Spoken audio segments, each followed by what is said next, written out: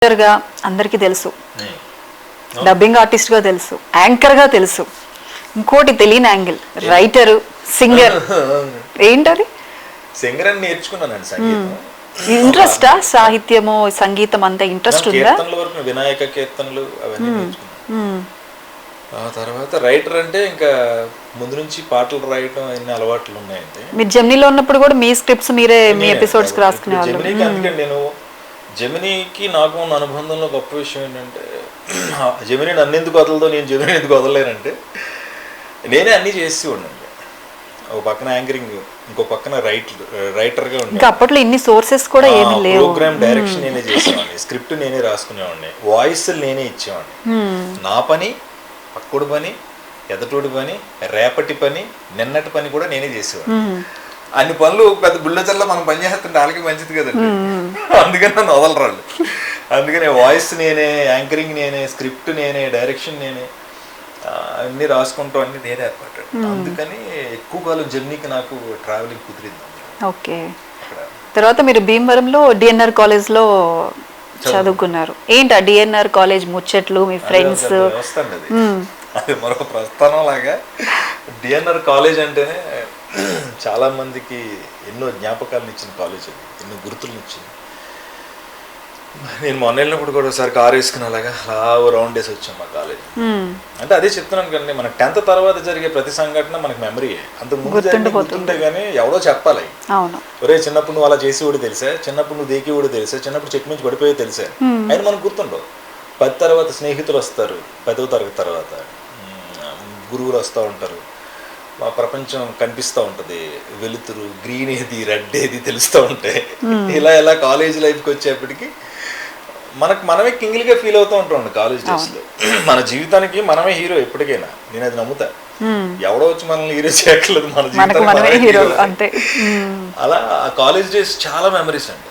అక్కడే నాకు మన ఎస్వి కృష్ణారెడ్డి గారు డైరెక్టర్ గారు, సేమ్ కాలేజ్.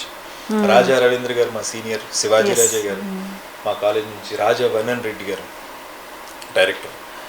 నెక్స్ట్ జనరేషన్లో మాకంటే సీనియర్ త్రివిక్రమ్ శ్రీనివాస్ గారు, ఆ తర్వాత నాకంటే 2 years సీనియర్ సునీల్ గారు. సునీల్ గారితో మీకు ఎక్కువ ర్యాప్ ఉంది కదా? వాళ్ళ మదర్, మేము ఫ్యామిలీ ఫ్రెండ్స్. వాళ్ళ మదర్ జాబ్ చేస్తుంటాడు. మాకంటే ముందు వచ్చాడు, 95లో 96లో వచ్చాడు, 2004లో వచ్చాను హైదరాబాద్. సునీల్ ఫ్యామిలీతో ఉంటాడు. ఇంకా భీమవరం నుంచి చాలా మంది వచ్చారు తర్వాత, ఆర్టిస్టులు కానీ యాక్టర్స్ కానీ చాలా మంది వచ్చారు. ఏంటి ఫ్రెండ్స్ కి కూడా లవ్ లెటర్స్ రాసి ఇచ్చేవారట? అవునండి, వాళ్ళు రాయలేనప్పుడు మనమే రాసి ఇచ్చాడు. ఏమయ్యేది రిజల్ట్? ఏమయ్యేది అంటే అందుకే నేను ఎంత అంటే వాళ్ళకి తెలిసిపోయేలా రాసి ఇచ్చేవారు. అది ఒకసారి తెలిసిందండి, ఆవిడకి అవతల అమ్మాయి చాలా తెలివైన అమ్మాయి, మిగతా తెలియలేదు. ఏమో మీరు కావాలని తెలిసేలా రాసించారేమో. అలా అనుకుంటా, లేదండి అసలు ఆవిడ ఎవరో కూడా గుర్తులేదు. అలా రాయించుకునేవారు. నా రైటింగ్ బాగుండేదండి. రైటింగ్ బాగుంటే ఎవరైనా ఒక అమ్మాయిని ఇష్టపడిన వాళ్ళు ఉంటే అందులో వాళ్ళ మీద కవితలు రాయటం, ఆ డ్రెస్ వాళ్ళు వేసుకున్న దాని మీద, లేకపోతే అమ్మాయిని పొగుడుతూ ఏదో 4 మొక్కలు రాసి కింద చిన్న బొమ్మ వేసి ఇచ్చి ఉన్నాను. మరి మీరు ఎప్పుడు పర్సనల్ గా మీకోసం రాయలేదా? ఇవన్నీ చేస్తుంటే మనకి ఎక్కడ ఉంటుందంటే. పర్లేదు చెప్పండి, ఇంట్లో వాళ్ళు ఇక్కడ వరకు కట్ చేద్దాం, చూడొద్దని చెప్పేద్దాం, పర్వాలేదు. చేస్తున్నప్పుడు మనకి ఎక్కడ ఉంటుంది ప్రియాంక గారి టైం? అంతే అంటారా? అసలు అదే పనులు ఉండేవాడిని. డిగ్రీ 3 years నేను బీఈడీ వర్క్స్ చేసేవాడిని. ఓకే. ఇప్పుడు లైఫ్ లో నాకు గొప్పగా అనిపించింది, ఇప్పుడు ఈ మధ్యనే పర్లేదు మనం ఇప్పుడు ఖాళీగా లేవాలి. అప్పట్లో బొమ్మలు వేసేవాడిని. ఓకే. బీఈడీ చార్ట్స్ అని ఉంటాయి, ఒక్కో చార్ట్ కి 150 రూపాయలు ఇస్తారు. భారతదేశం బొమ్మ వేసి అందులో ఇక్కడ ధాన్యం పండుతుంది ఇలా చెప్పడం, పిల్లలు ఎక్స్ప్లెయిన్ చేయడానికి బీఈడీ చార్ట్. ఆ చార్ట్లు వేయడంలో నేను ఎక్స్పర్ట్. ఓ 10 చార్ట్లు వేస్తే 10 150 1000 రూపాయలు అంటే ఏంటంటే ఆ రోజులో పండగ కదా, ఇంకేం లేదు, 1000 సంపాదించమంటే 1,00,000 రూపాయలు ఉన్నట్టే మనకి ఫీలింగ్. ఆ టైప్లో నైట్ అంతా కూర్చుని ఆ బొమ్మలు వేసేవాడిని. ఈయన బొమ్మలు వేస్తానని కాలేజీలో స్ప్రెడ్ అయ్యింది. ఓకే. మంచి బొమ్మలు వేస్తాను. ఆ బొమ్మలు వేసేటప్పుడు అలా బొమ్మలు వేస్తుండగా నేను కవితలు రాసి పాటలు పాడతానని మా స్కూల్ కాలేజ్ డేస్లో యాన్యువల్ డేలో కొన్ని పాటలు రాసి పాడా. మా మాస్టర్లు నన్ను అభినందించి డబ్బులు ఇవ్వటం కానీ ఇలాంటివన్నీ కొంచెం స్ప్రెడ్ అవుతాయి కదా చిన్న కాలేజ్. దాంతో అందరూ నా దగ్గరికి వచ్చి నాకు ఆ అమ్మాయి పేరు మీద లెటర్ రాసి ఈ బొమ్మ వేసి అవి ఇలా అనమాట అండి. అక్కడ అలా ఆ కాలేజ్ డేస్లో మాత్రం ఆ బొమ్మలు వేసి ఆ కవితలు రాసి ఆ పాటలు అవి పాడేవాడు. కింద మీరని తెలియడానికి ఒక సింబల్ వేసేవాళ్ళు. సింబల్ అప్పట్లో నాకు తెలియదు కానీ యాక్చువల్గా రీబోక్, నైక్ అనే టైంలో ఎవరో ఒకళ్ళు మాత్రం పట్టించుకున్నారండి, ఇది నువ్వు రాయలేదని. ఎవరో అబ్బాయికి రాసిస్తే అనే ఏంటనే అంటే లాస్ట్లో ఎక్కడో నేను ఆ బొమ్మ వేసిన తర్వాత అలవాట్లో ఉంటుంది కదండి, అదే వేసేస్తారు. పెట్టేసి పెడుతున్నాను అక్కడ. అప్పుడు పట్టిస్తున్నారు ఏదో మీ ఆటోగ్రాఫ్ లాగా అది కూడా సింబల్ వేసేసారు. అలా దొరికేస్తున్నారు. దొరికేశారు. ఓకే. ఇంకా మీరు ఎప్పుడు మాట్లాడినా కూడా మీ నోటముంట ఆర్పి పట్నాయక్ గారి పేరు కూడా ఎక్కువ వినిపిస్తూ ఉంటుంది. ఏంటి ఆయనకి మీకున్న అనుబంధం ఎలాంటిది? సేమ్ అండి, వీళ్ళందరితో పాటే నేను అప్పుడు వాళ్ళతో రూమ్ లో ఉన్నప్పుడు ఆర్పి గారు ఆ రూమ్ లోంచి వెళ్ళిపోయిన తర్వాత నేను ఓకే. ముగ్గురు ఎక్కువ, వాళ్ళ ముగ్గురు ఛానల్ ఉన్నారండి. అప్పుడు మనకు వచ్చి జీతం తక్కువ అనుకున్నప్పుడు రూమ్ షేర్ చేసుకుంటే ముగ్గురు మీద 2000 ఎంత అనుకుంటండి. నేను వెళ్ళాను. నాకు ఆర్పి అక్కడ మనం ఆంధ్ర యూనివర్సిటీ యూత్ ఫెస్టివల్స్ అప్పుడే అక్కడ పరిచయం. నాకు తను పర్ఫామ్ చేయడం అన్నీ చూసేవాడిని.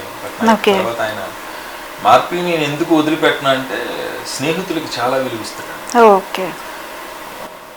ఎవరైనా ప్రేమించుకున్నారంటే అమ్మాయి అబ్బాయి ప్రేమించుకోవాలని ప్రపంచానికి తెలిసిన సత్యం అయితే ఇద్దరు మొగుళ్ళు కూడా ప్రేమించుకోవచ్చని నేను ఆర్పి నిరూపించాను. అంటే ఇదేమైనా డిస్క్లైమర్ ఏమైనా ఇస్తారా సురేష్ గారు? ఇదేమైనా డిస్క్లైమర్ ఏమైనా ఇస్తారా వ్యూవర్స్ కి? ఏమో మరి మీరే చెప్పాలి. అంటే మీరు అంటున్నారు నిజంగానండి, ఇద్దరు మొగుడు ప్రేమించుకుంటే ప్రపంచాన్ని శాసించే స్థాయికి వెళ్తారు, ఆలోచనలు షేర్ చేసుకుంటారు, సమాజం వైపు అడుగులు వేస్తారు, అందరికి ఉపయోగపడే పనులు చేస్తారు. ఇద్దరు మొగుడు ప్రేమించుకుంటే అన్ని షేర్ చేసుకుంటారు, డబ్బులు సంపాదించవచ్చు, ఏం చేయొచ్చు చెప్పొచ్చు, అంతే కదండి. నాకు అలా హ్యాపీ ఏంటంటే నాకు ఎందుకు అంటే తను మోర్ దెన్ ఎ ఫ్రెండ్, ఇంకా ఒక నాకు వెల్ విషరు. నేను చిన్నప్పటి నుంచి ఫాదర్ లేడు, ఇంకా అలాంటిది నన్ను గైడ్ చేశాడు చాలా వరకు. ఓకే. ఇది చేయక నాకు 2 బెస్ట్ సపోర్టింగ్ యాక్టర్స్ అవార్డ్స్ వచ్చినాయి కూడా ఆర్పి పట్నాయక్ గారి సినిమాలు. ఓకే. అందరూ నన్ను కామెడీ వేషాలకు ఎక్కువ యూజ్ చేసుకున్నారండి, నా లాంగ్వేజ్ వల్ల కానీ స్లాంగ్ వల్ల. కానీ ఆర్పి గారు మాత్రం నా అలా అది చూడలేదు. మనలో ఒకళ్ళు కానీ అంతకుముందు చేసిన ఫ్రెండ్స్ బుక్ అనే సినిమాలో కానీ నాకు full length characters, emotional characters ఇచ్చారు. ఆ రెండింటికి నాకు అవార్డ్స్ వచ్చినాయి. ఓకే. అంత గొప్ప స్నేహితుడు ఆర్పి. ఒక రకంగా నేను ఎప్పుడు చాలాసార్లు చెప్తాను, నేను హైదరాబాద్ వచ్చిన తర్వాత నేను సంపాదించుకున్న ఆస్తి ఆర్పి పట్నాయక్. ఆస్తిని ఎవడు పోగొట్టుకుంటాడు, ఎవడో పోగొట్టుకుంటాడు. అంటే